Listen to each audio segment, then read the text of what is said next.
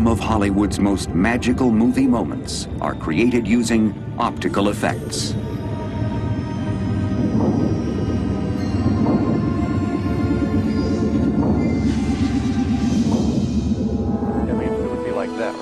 Elements which could never be shot together are filmed separately and then combined seamlessly into a single image. Now in complete control! Almost every film ever made contains a number of optical effects, and sometimes that number is in the hundreds. Four-time Academy Award winner Ken Ralston is known as a modern-day master of optical illusions. Today, we'll catch up with Ken as he embarks on a new project at his longtime home, George Lucas's Industrial Light and Magic. We'll also find out how optical effects help make King Kong come alive. And we'll meet the legendary Linwood Dunn, whose optical printer changed the way films were made. Coming up, we unveil the secrets of Hollywood's optical magicians on Movie Magic.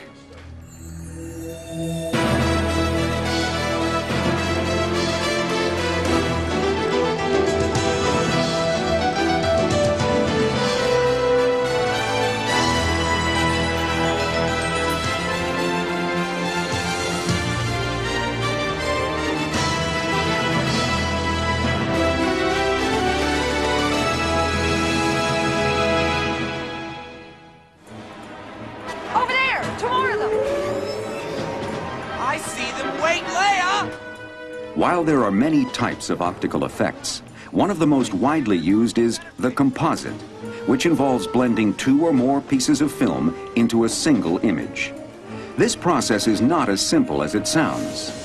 This scene from Return of the Jedi was created by combining a shot of Luke Skywalker and Princess Leia on a speeder bike with a separately filmed background. Industrial Light and Magic optical supervisor John Ellis was an optical cameraman on this action-packed sequence. The background was shot with a camera mounted on a Steadicam, and the Steadicam allowed the operator to walk through the forest and not get the vibrations up and down of a person walking, and then taking a frame every few seconds speeds up the action. It makes it look like you're sailing through there at 150 miles an hour. The actors were shot here at ILM in our stage against the blue screen. That allows us to make elements that would later be used in compositing the actors into the background that has been speeded up or up to real time at 24 frames a second. After the elements are shot, elements are brought into the optical department. We will composite them here on this optical printer. This printer is a special piece of equipment that was built by Industrial Light and Magic and was originally used on Empire Strikes Back. The printer consists of two projector heads which beam previously shot footage and a camera that re-photographs the images and combines them together one frame at a time. If we just simply double expose the two images, we'd have a ghost image, or you would see through the trees, you'd see through the speeder bikes. So we have to go through a matting process to hold the area where we want to put the people back in. The matting process that John utilizes involves three steps. First, he must imprint a silhouette of the speeder bikes called a holdout mat onto the tree background. Next, the blue background is removed from the speeder bike shot. Finally, the isolated speeder bikes are printed onto the background, replacing the silhouette and completing the shot. Compositing is really a great thing because you can put people in environments that don't exist. You can change the environment, you can make it faster or slower, you can make it day or night. There's an unlimited amount of things that you can do to manipulate how people are in space and time. One of Return of the Jedi's effects supervisors was Ken Ralston. After winning an Academy Award for Jedi, Ken went on to capture 3 more Oscars for Cocoon, Who Framed Roger Rabbit, and the effects-driven comedy Death Becomes Her. I have a background that I understand all the different effects that can be done, and it's just a matter of knowing what those can accomplish and what best benefits a particular shot. Ken started experimenting with optical effects as a teenager with his no-budget film, The Bounds of Imagination. The Bounds of Imagination was shot when I was 14 years old, on weekends and every spare moment we had. It was all 8mm, and essentially it started off with a friend, Glenn Anderson, and myself, just wanting to do some kind of a project that encompassed a lot of different effects work. But we flipped a coin to see who would be in the show. Unfortunately, I won the toss, or lost the toss, so I had to be in it. So we were just going crazy. We had all these split screens in it and double exposures. We had to run off into the closet, back the film up by hand, and started at the first part of each roll, and then time back to where we thought our split screens would take place. In the early 1970s, just out of high school, Ken worked on television commercials for Cascade Pictures. While helping create these effect scenes, he met an effects artist named Dennis Murin, who soon moved on to work with George Lucas. After a while, Dennis got some script for some obscure film called Star Wars, and they wanted him to work on it. And we were reading the script, and we were just laughing because we would all want to write the same kind of science fiction script, but who would make something so big? Dennis brought me on as a camera assistant. We had no idea what Star Wars would turn into. It floored us. It was absolutely the greatest experience. Following the success of Star Wars, Ken worked as an effects cameraman on The Empire Strikes Back. 3 years later, he rose to the rank of effects supervisor on The Return of the Jedi. By this time, George Lucas had firmly established his preeminent special effects company, Industrial Light and Magic, or ILM. As George got comfortable with how to go about doing some of the effects shots, that caused Empire Strikes Back to expand to a certain degree. And based on that, when Jedi came along, it went through the roof. We had 3 supervisors doing it, Richard Edlund, Dennis Murin, and myself. And we each took a sequence or a segment of the movie to do because it was so big.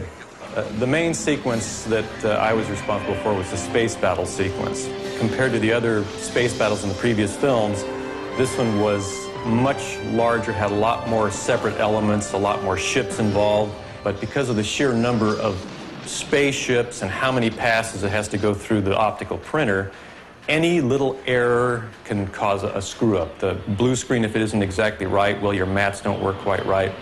The color balance, if one ship isn't timed just right in amongst 50 ships, then you have to do the whole shot over again if you can see it. There's always some little problem that can come up, and some of the shots have mistakes in them, but you can't see them. Despite its limitations, the optical printer was effectively used by the ILM effects team to bring the Star Wars saga to a thrilling conclusion. As their reputation grew, Ken Ralston and ILM were called on to create ever more difficult composite shots. In this scene from Back to the Future 2, star Michael J. Fox appears as 3 different characters. To achieve this effect, Fox would perform as one character, have his makeup changed, and then perform another role on the same set. The 3 performances were then combined together and printed onto a single piece of film. The pizza shot went on for 3 days, and we had to be on top of every little nuance going on in these shots to make it work. While complex scenes like this have only recently become possible, composite shots have been an important part of motion pictures since long before the optical printer. In the early days, composite shots for films like The Great Train Robbery were done right inside the camera. Director Edwin S. Porter shot the moving background first, covering a portion of the lens. He then rewound the film, covered the other portion of the lens, and shot the actors. In the 1930s, filmmakers began to develop the optical printer as a means of combining images.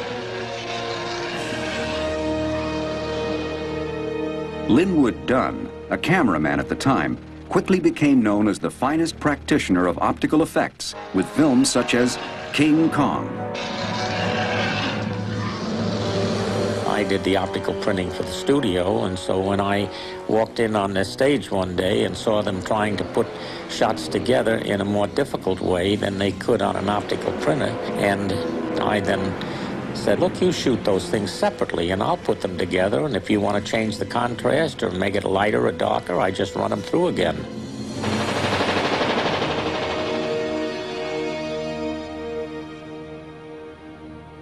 5 years later, in 1938, Dunn was presented with an especially difficult optical challenge. He had to combine shots of stars Katharine Hepburn and Cary Grant with a full-grown leopard named Baby. The optical printer was used in bringing up Baby because they found early in the film that the trained leopard was a little too dangerous to have in with the principal actors. The shot, for example, where up in the hallway, Cary Grant walks through, gets in an elevator, the leopard follows him, and then Hepburn follows the leopard, were all shot separately, but we always had to shoot the leopard first because we wanted to see how fast he walked. Dunn eventually created complex opticals for nearly 1,000 films, including Cimarron, The Hunchback of Notre Dame, and Orson Welles' Citizen Kane. On Citizen Kane, when Orson Welles came to the studio, of course he never heard of an optical printer, and finally one day we introduced him to it and let him know that it was a magic machine and there many things could be done with it. He would ask for actually ridiculous things that from a practical standpoint you wouldn't attempt them. And I would say, no, you can't, it isn't practical to do. And he'd say to me, is it impossible? And I'd say, nothing's impossible, it's just a matter of time and money. So I got into a realm in optical printing that I never had before. And in most all cases, it came out successfully.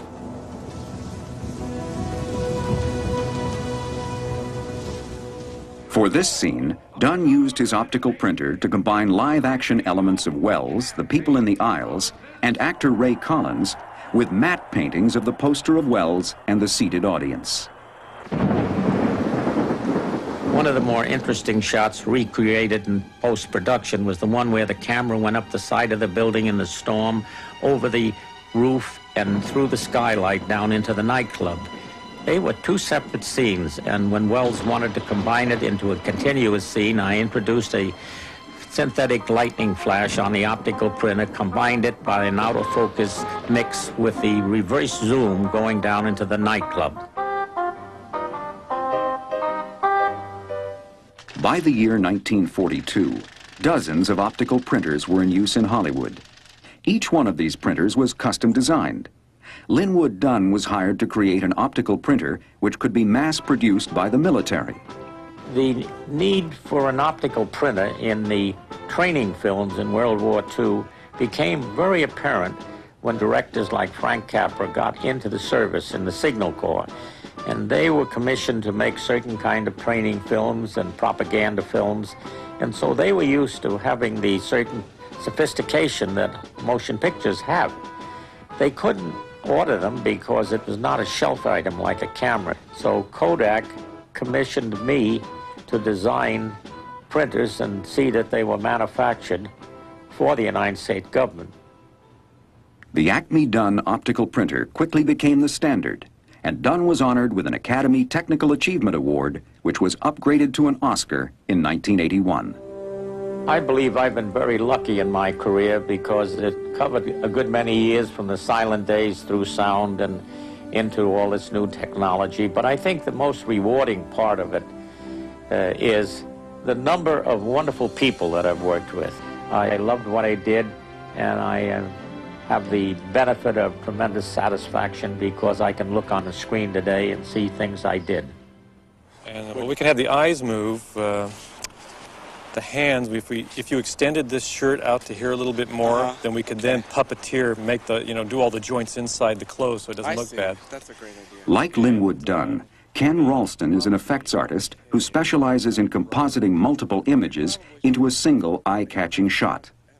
His Academy Award-winning work in Death Becomes Her utilized his background in optical effects, along with cutting-edge digital technology.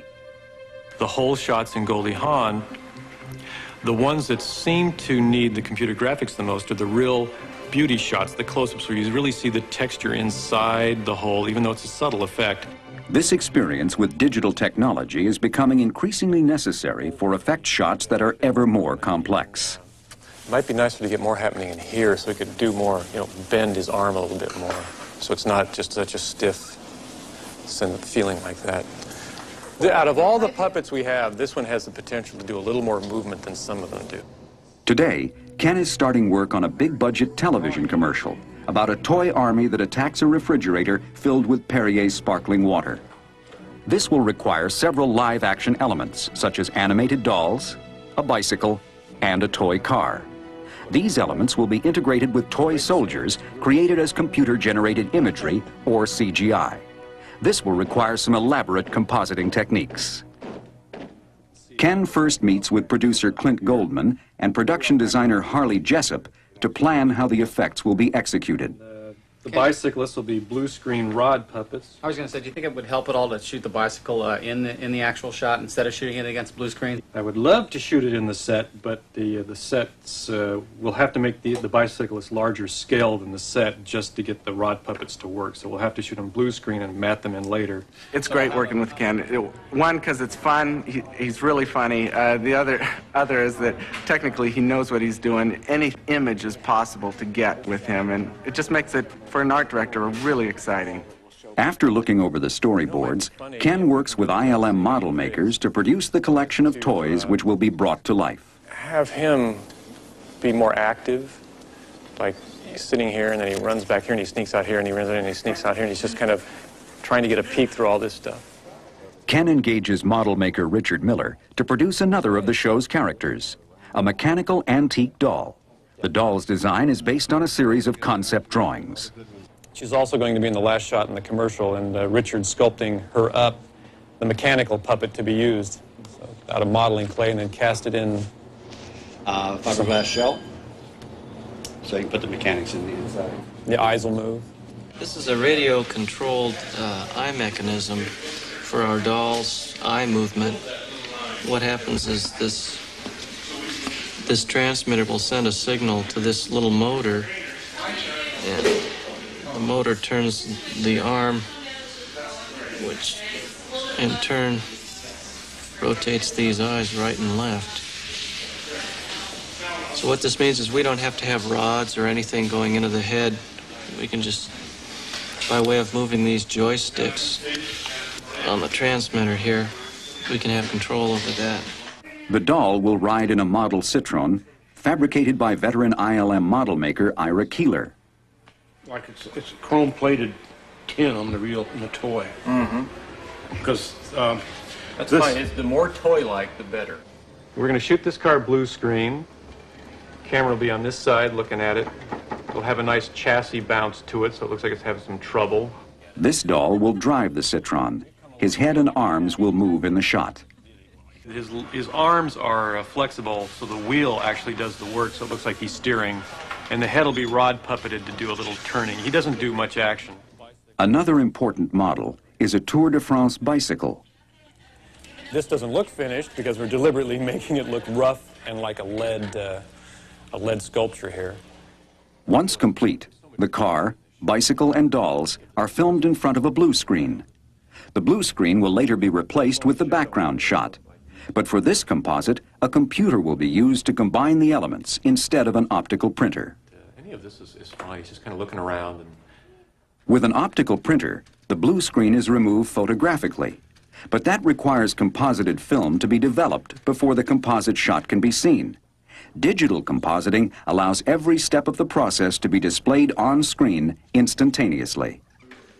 In optical, if you have an error on your mat, you have to go back and spend an entire day rebuilding all your different elements. In digital, you can see an error and immediately correct it, so the time is reduced tremendously on how long it takes to do a shot. That's perfect. Perfect. Send it, ship it, final. Yow!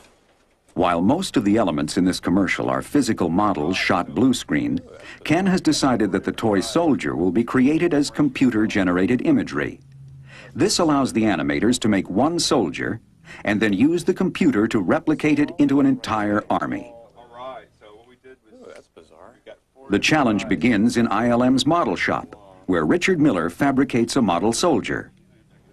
These are photographs of a 12-inch maquette, which is a sculpture that Richard Miller did and Harley painted up for the basic idea of what the lead soldiers will look like. Even though they'll only be scaled to this, they'll probably be about that high.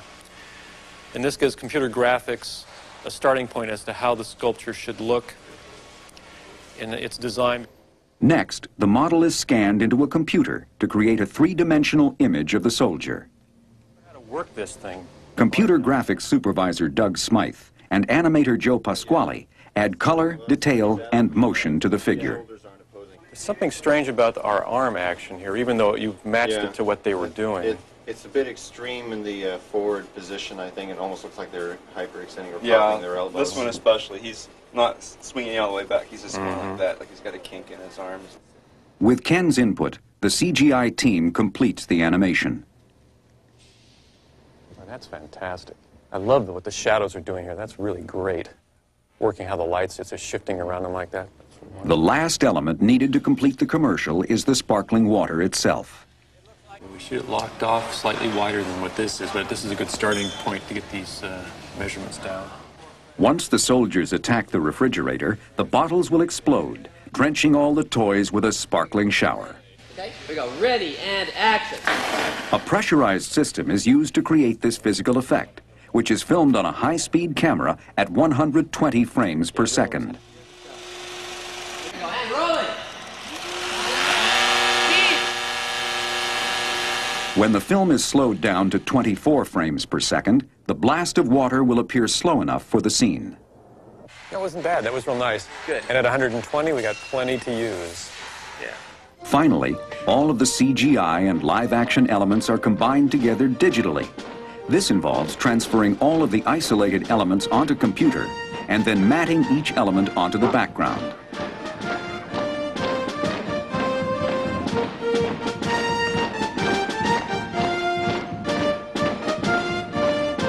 The result is a perfectly rendered CGI army brought to life in a mechanical toyland of epic proportions. At ILM, the spectacular has become the expected. But that doesn't stop Ken Ralston and his cohorts from continuing to look forward. And you're always trying to push that envelope, give the audience and the production people something that will, be unique. And trying to find that next unique image is a constant challenge. And I think that keeps us, those juices flowing. And it's what drives us crazy, and I think it's what inspires us the most.